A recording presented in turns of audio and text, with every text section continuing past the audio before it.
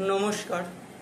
জন্ম ছকে যদি রবি গ্রহ দুর্বল বা পীড়িত অবস্থায় থাকে সেক্ষেত্রে কী কী সমস্যা দিয়ে থাকে।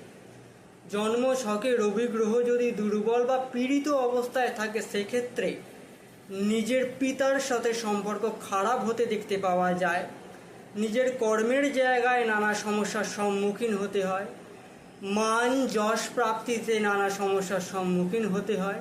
নিজের রাগ জেদের কারণে নানা জায়গায় সমস্যার সম্মুখীন হতে হয় এবং নিজের আচরণের কারণে নানা জায়গায় নানা সমস্যার সম্মুখীন হতে হয়।